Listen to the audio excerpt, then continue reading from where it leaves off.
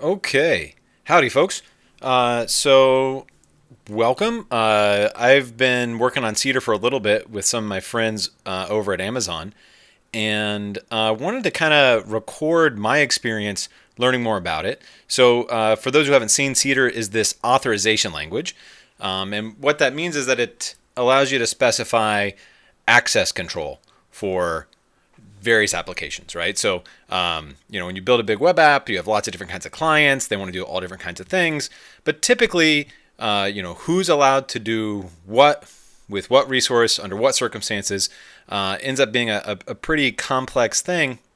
And so you end up with these mountains of policies that control who can do what. And so Cedar helps you analyze all of that. Now we'll talk more about that, I think, in future videos or other little project demos and stuff as we proceed. But today I wanted to do something a little bit easier.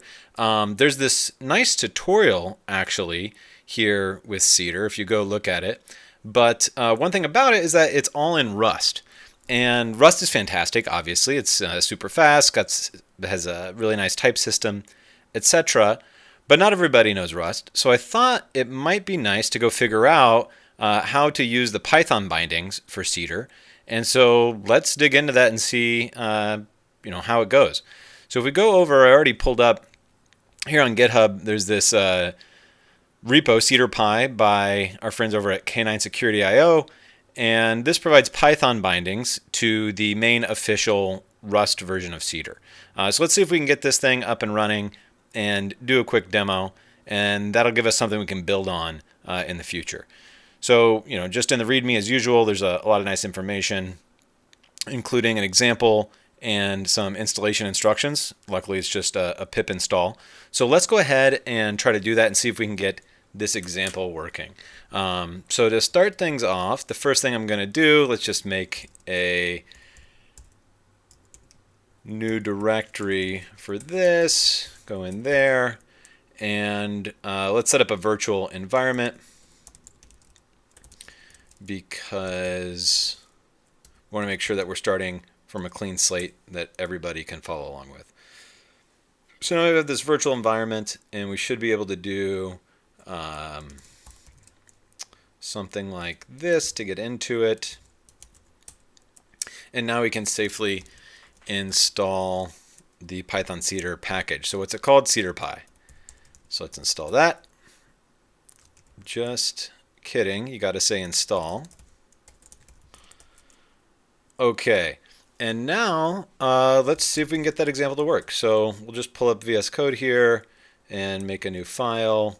Let's just call it test.py.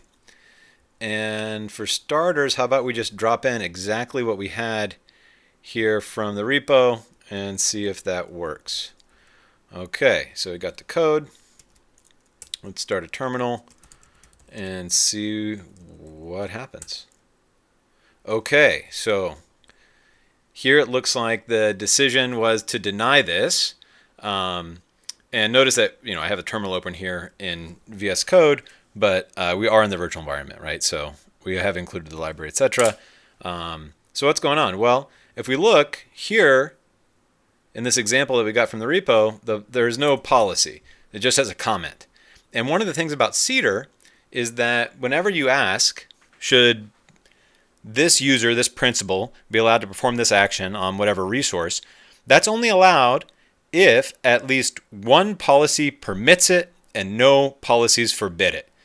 So if you haven't played with Cedar, all this permit, allow, whatever, might be a little bit confusing. And that's something that's covered in the tutorial, which ideally we'll be able to go through here in Python.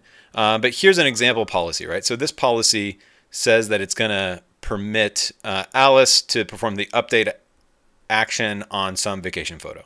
Well, that's not really what our Python code's about, but we can probably take this and adapt it. So let's delete this comment and drop in this policy.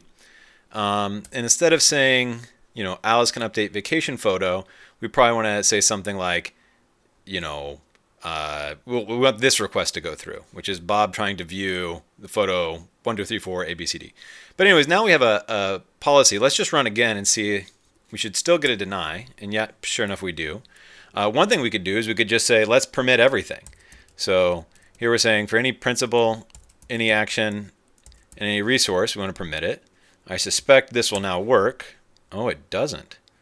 Why not? Okay, looks like it doesn't like our policy.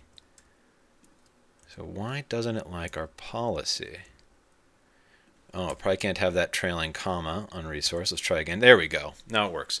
So for folks following along, what I did wrong there is I had an extra trailing comma, but the parser for policies doesn't like that. So when we took that out, it worked. And the reason it worked is because this is the most permissive policy you could possibly have, right?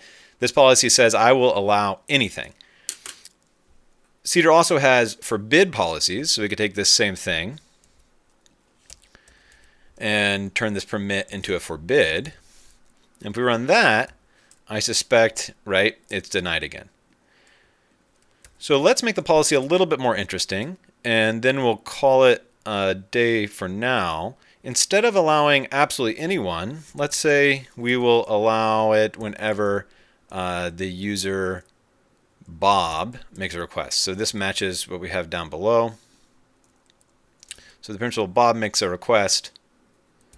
That should still be allowed, and indeed it is.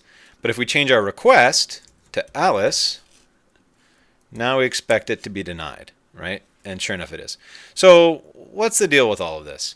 Well, now we have Python bindings up and running, so we could work through tutorials in Python, which I think will be a lot of fun.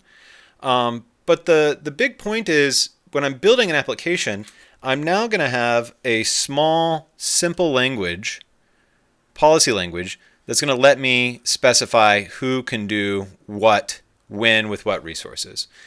And it turns out, when you get a big application, this is super important. It becomes really tricky to be able to answer questions like, what are all the things that Bob can access? Or did I screw up my policies? I made a change.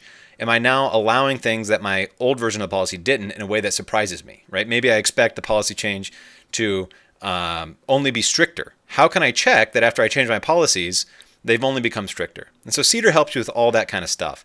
But we'll get more into that in the future. For now, hopefully you're able to get up and running with Python and Cedar. And we'll talk more about things like entities, requests, and all that in the future. I hope you all have a great day, and talk to you soon.